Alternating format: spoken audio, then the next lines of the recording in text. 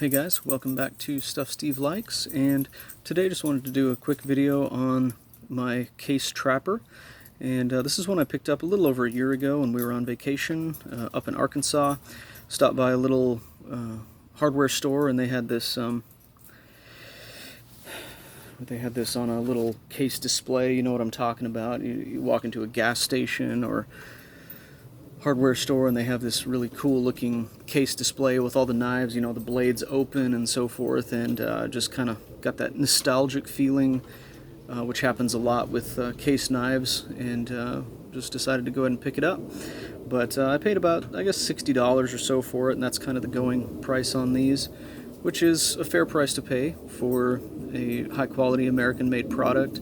These are USA made. Of course, case needs no introduction. They're one of the most famous. Them and buck knives are probably the most famous pocket knife companies out there. If you ask somebody what's a good quality pocket knife, they probably think of either like a Buck 110 or the Case Trapper. That's kind of what they think of.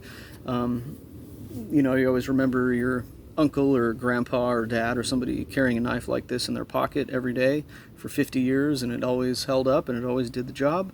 It's nothing fancy, but it definitely has a great edge on it, is easy to resharpen, and is an American icon. And this has the two blades. It has the I guess I would call that a drop point there, and then you have the spay blade here.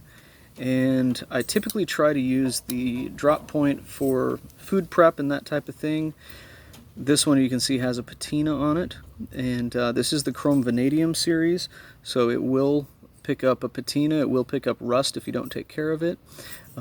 So I usually use this for food prep, and then I try to keep this one dry. And this one might have a little bit of patina on it, but not too bad.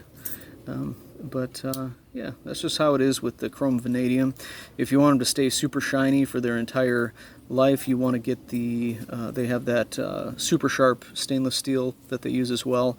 I prefer the chrome vanadium carbon steel. I feel like it takes a better edge, keeps a better edge, and is easier to resharpen. But they're both good steels, so I don't think you can go wrong either way. But I just love the lines on this knife. Everything's very rounded and polished, and just as a classic. I just don't think there's any way that you can go wrong with this knife. And these strop up so nicely. I rarely have to sharpen these. I just run them across my strop about 10 times per side, and you get back to that razor sharpness. So, you know, this knife is for that nostalgic feeling. You know, I carry this one when I feel like I want to pay homage to history, you know, to pay homage to the pocket knives of yesteryear.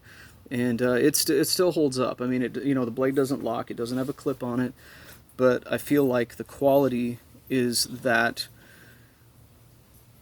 which holds up. I don't know what other way to put it. Like, the quality holds up, even though the design is old, even though the steel isn't the you know, latest and greatest. I feel just due to the quality and the tradition and the craftsmanship that this thing holds up. You know, today I was carrying my Tops Millspy 3.5. I've done a video on that one. You can find it under my older videos.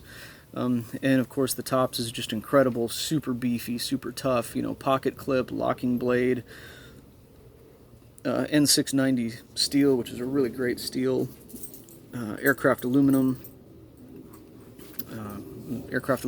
scales on it. You know, just this thing is the tactical, high-end tactical knife that everybody's kind of wanting this day and age. And this is a great knife, but when it comes to just wanting to carry something unthreatening and something that nobody's going to be intimidated by, this beats this one every day of the week. You know, you pull this out at work to open up a box or open up a letter, people are going to be like, what are you doing? That looks a little bit scary. And I've even had people say, whoa, that's a pretty crazy looking knife. And it does. It looks tactical, it looks scary, it looks like a fighting knife. But, you know, when you open up one of these, I'll just have that there for eye candy.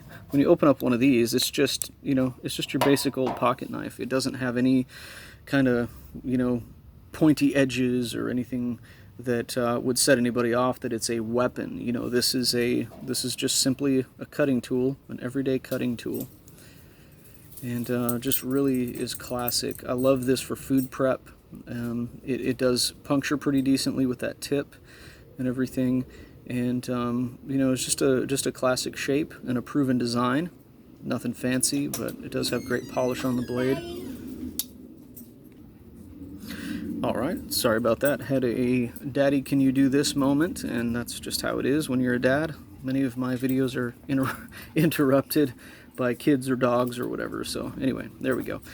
So that's the drop point blade, and then the spay blade I really like for cutting, you know, string or fibrous material.